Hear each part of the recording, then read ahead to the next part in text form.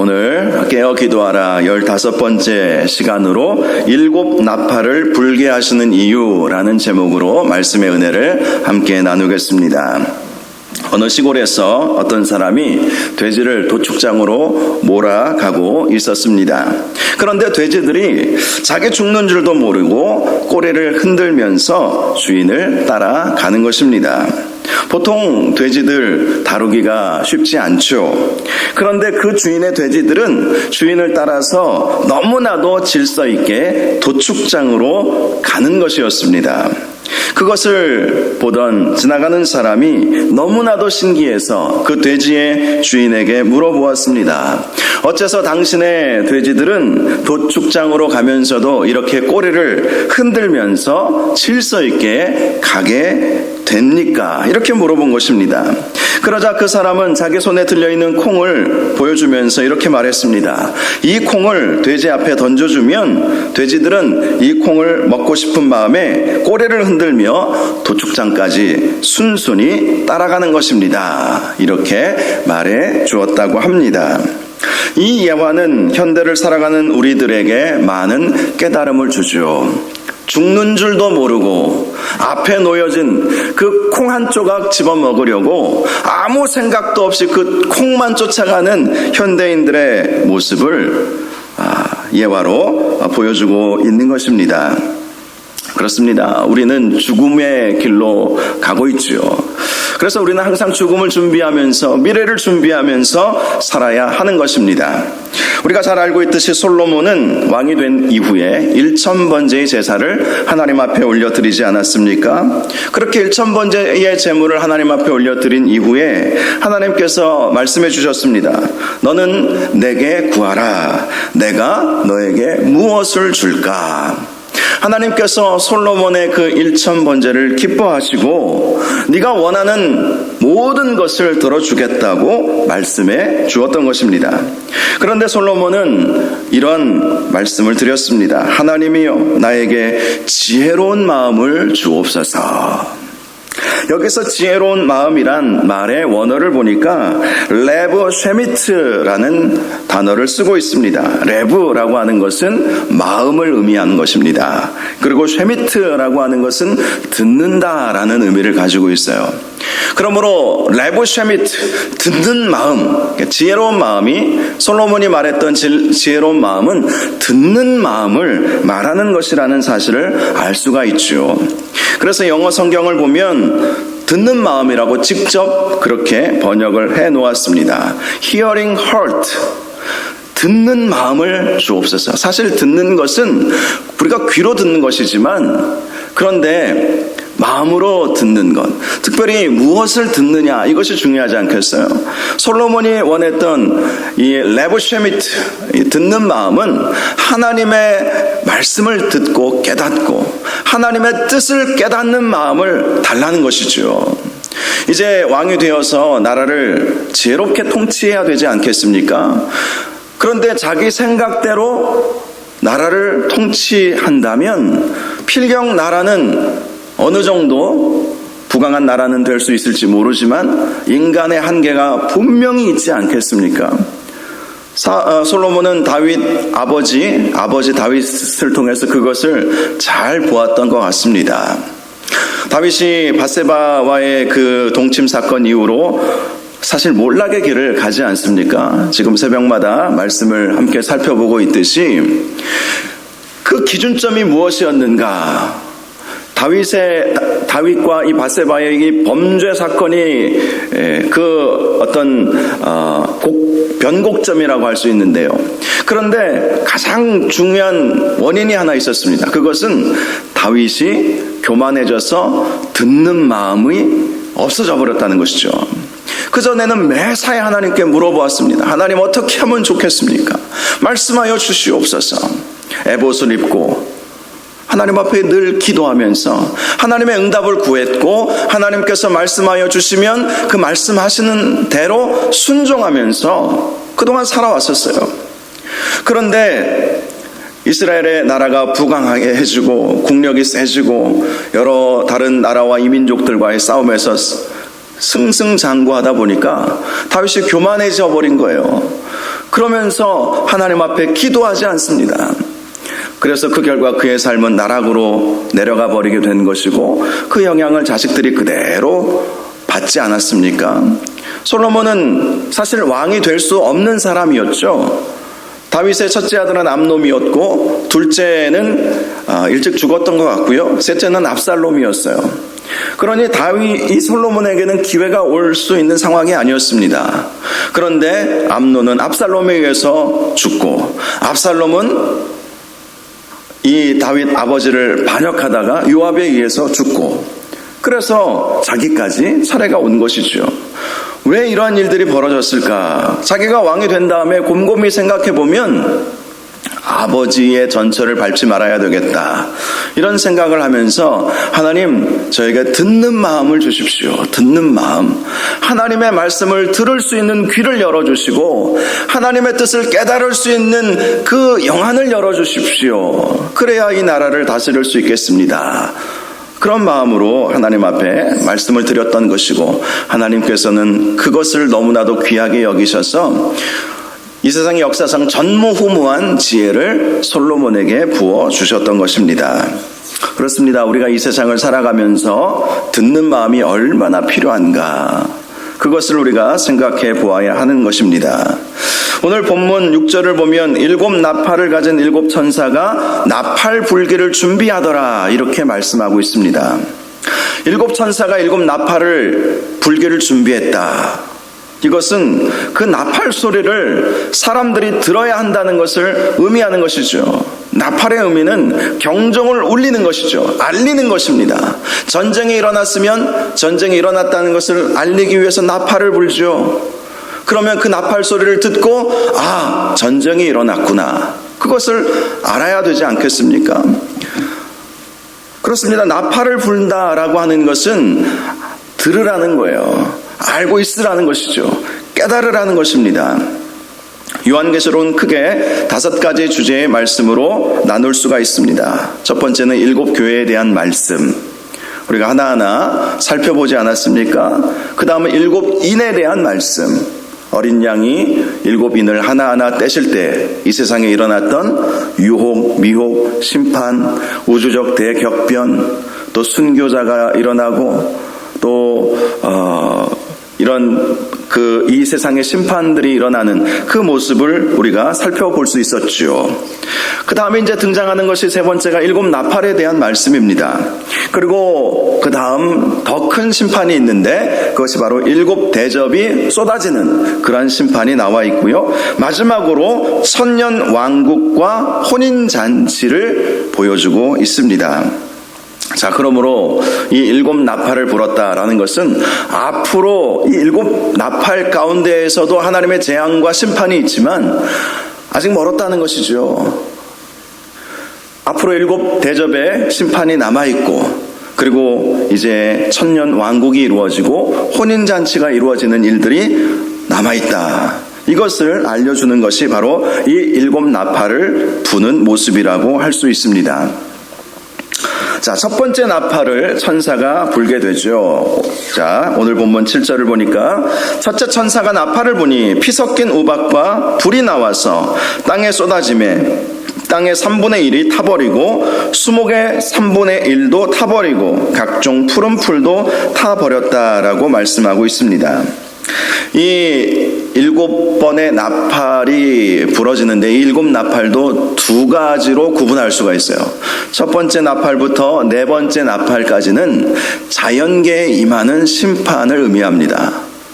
첫 번째, 두 번째, 세 번째, 네 번째 나팔이 부러질 때 이 온 세상에 하나님의 징계의 심판들이 일어나죠. 그 다음에 5번째, 6번째, 7번째의 나팔이 불려질 때는 인간을 향한 심판들이 나와 있습니다. 즉 오늘 우리가 살펴보려고 하는 것은 4번째 나팔까지 살펴보려고 하는데요, 자연계에 임하는 그러한 재앙들을 보면 그 다음에 인간을 향한 심판이 있을 것임을 알고 있어야 된다는 거예요. 이것을 우리 주님께서 미리 보여주신 것입니다. 이 세상에 일어나는 온갖 자연재해들, 천재지변, 급격한 기후변화, 이런 것들을 보면 그 다음에 인류의 심판이 올 것이구나. 주님 오실 날이 얼마 남지 않았구나. 그것을 깨달아야 한다는 것이 바로 7 나팔 중에서 첫 번째부터 네 번째 나팔의 의미라고 할 수 있는 것이죠. 자, 첫 번째 나팔이 불려지자 하늘에서는 피 섞인 우박과 불이 내려오게 되었다라고 말씀하고 있습니다. 자, 하늘에서 우박이 떨어지는 것입니다. 그리고 땅에서는 그 우박으로 인해서 불이 일어나는 거예요. 특별히 우박에 피가 섞였다라고 하는 것은 불덩어리가 떨어지는 것이죠. 불덩어리.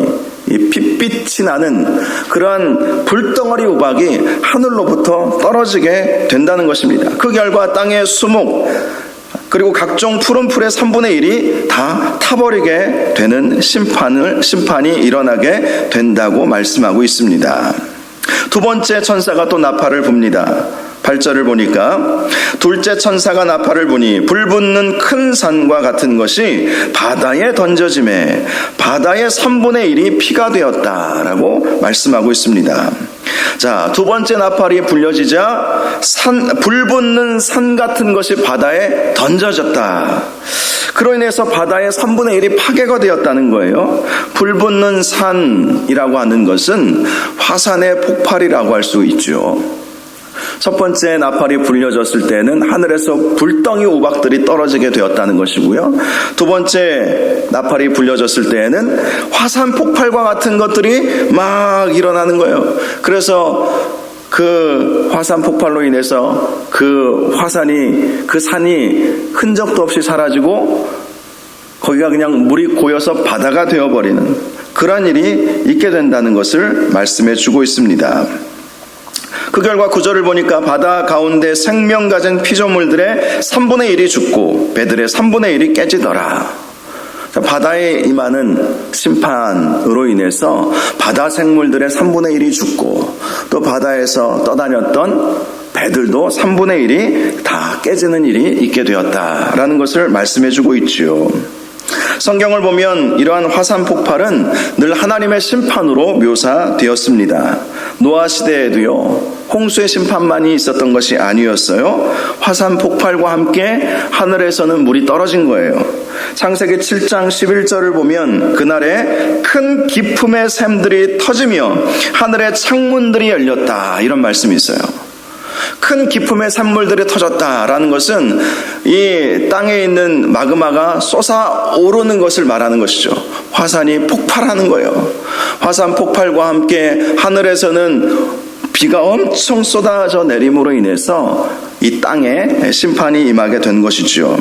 소돔과 고모라의 심판도 창세기 19장 24절을 보면 하늘 곧 여호와께로부터 유황과 불을 소돔과 고모라에 비같이 내리셨다고 말씀하고 있습니다. 소돔과 고모라가 어떻게 심판당했다고요? 유황이 바로 이 화산 폭발로 인해서 나오는 것 아니겠습니까? 그것이 소돔과 고모라에 비같이 내림으로 인해서 소돔과 고모라도 멸망당하게 되었다라는 것이죠. 바로 두 번째 나팔이 불려질 때 그러한 심판이 이 땅 가운데 오게 된다는 것입니다. 바다와 땅과 이런 모든 것들이 큰 화산들의 폭발로 인해서 그러한 심판들이 오게 된다는 것입니다. 10절을 보면 셋째 천사가 세 번째 나팔을 붑니다. 셋째 천사가 나팔을 부니 횃불같이 타는 큰 별이 하늘에서 떨어져 강들의 3분의 1과 여러 물샘에 떨어지게 되었다고 말씀합니다. 11절도 보면 이 별의 이름은 쓴 쑥이라 이렇게 말씀합니다. 그래서 물의 3분의 1이 쓴 쑥이 되매 그 물이 쓴 물이 되므로 많은 사람이 죽게 되었다고 말씀하고 있습니다. 이 세 번째 심판의 재앙은 하늘에서 큰 별이 떨어진다. 한마디로 하늘을 떠돌던 운석이 떨어지는 것이죠. 이 어마어마한 그러한 큰 돌덩어리가 우주에서부터 지구를 강타하는 그러한 일이 있을 것임을 예언해 주는 것입니다. 그런데 그 운석에 대해서 쓴 쑥이라고 말씀하고 있어요. 그것은 그 쓴 쑥에 그 하늘에서 떨어지는 그 별이 아마도 독성을 가진 물질과 함께 그것이 내려오는 것으로 그렇게 이해할 수가 있습니다. 그래서 쓴 쑥이 된다. 하늘로부터 별이 떨어지는데 그래서 땅이 파괴가 되고 땅이 충격을 받죠.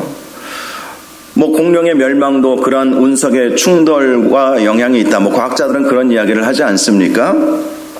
그런데 그 별에서 독성을 가진 물질들이 있어서 그것이 강과 바다에 그것이 영향을 미치는 것입니다. 그러다 보니까 그 물을 먹고 많은 사람들이 죽게 되는 것이죠. 이러한 심판이 오게 될 것임을 말씀해 주고 있습니다. 12절을 보면 네 번째 나팔을 천사가 불지요. 넷째 천사가 나팔을 부니 해 3분의 1과 달 3분의 1과 별들의 3분의 1이 타격을 받아 그 3분의 1이 어두워지니 낮 3분의 1은 비추임이 없고 밤도 그러하더라. 자, 이 말씀은 하나님의 심판은 우리가 살고 있는 지구의 땅과 바다, 강에만 임하는 것이 아니라 하늘에 있는 태양과 달과 별에도 임하게 된다는 것을 말씀해 주는 것입니다. 네 번째 나팔이 불려질 때에는 하늘도 빛을 잃어버리는 거예요. 여러분, 하늘의 별과 달과 해가 3분의 1이 빛을 잃어버리면 어떤 일이 벌어지겠습니까? 그러면 급격히 이 지구는 굉장히 추워집니다. 3분의 1의 그 태양의 빛이 비추어지지 않게 되면 정말 이 세상이 얼마나 추워지겠습니까? 그러한 일들이 벌어지게 된다는 것이죠. 급격히 기온이 떨어지게 될 것이다. 조금만 추워도 우리가 얼마나 살기 어렵습니까? 그런 일들이 벌어지게 된다는 것이죠. 그런데 그 심판이 끝이 아닙니다. 13절을 보니까 13절에 보면 네 번째 나팔을 불고 빛이 사라져가는 심판이 있을 때 공중에 날아가는 독수리가 소리치는 말씀이 있습니다. 내가 또 보고 들으니 공중에 날아가는 독수리가 큰 소리로 이르되 땅에 사는 자들에게 화가 있으리니 이는 새 천사들이 불어야 할 나팔 소리가 남아 있음이로다. 자, 화라고 외치면서 독수리가 날아다니고 있는 거예요. 아직 끝나지 않았다. 세상의 모든 것들이, 피조물들이 다 파괴당하고 빛을 잃고 화산이 폭발하고 바다가 오염되고 강들이 오염되고 운석이 떨어지고 그런 일들이 일어나고 있을 때 독수리가 외치는 거예요. 화가 있을 것이다. 누구에게요? 땅에 사는 자들에게. 자, 이제 다섯 번째, 여섯 번째, 일곱 번째는 이 땅에 사는 인간들에게 내리는 심판이라고 제가 말씀드리지 않았습니까? 자, 그러므로 첫 번째부터 네 번째까지의 이 나팔의 심판의 의미는 깨달으라는 것이죠. 그 나팔, 이 세상에서 이루어지는 급격한 자연의 어떤 변화, 급격한 변화, 또 지진, 재앙, 이런 우리가 정말 자연의 그 위대함 앞에서 우리가 위축될 수밖에 없는 일들이 참 많이 있지 않습니까? 그런 일들을 보게 되거든, 우리에게도 이러한 재앙이 올 수 있겠구나. 이 세상이 마지막 시대로 지금 가고 있구나. 이것을 깨달아 알아야 한다는 것을 말씀해 주는 것입니다. 우리 하나님은요, 자연 현상을 통해서 하나님의 뜻을 전달하실 때가 얼마나 많이 있는지 모릅니다. 그래서 급격한 자연적인 어떤 재앙들이 오게 되면 깨달아야 하는 거예요. 주님 오실 때가 가까이 왔구나. 전에도 한번 제가 이런 말씀을 드린 기억이 나는데요. 만약에 지진이 나서 땅이 흔들리면 주님께서 우리를 흔들어 보시는구나. 그런 생각을 해보는 것이죠. 지구 온난화로 인해서 너무 뜨겁고 더우면 지옥불은 이거보다 더 뜨거울 텐데, 이런 생각을 해보라는 것이죠.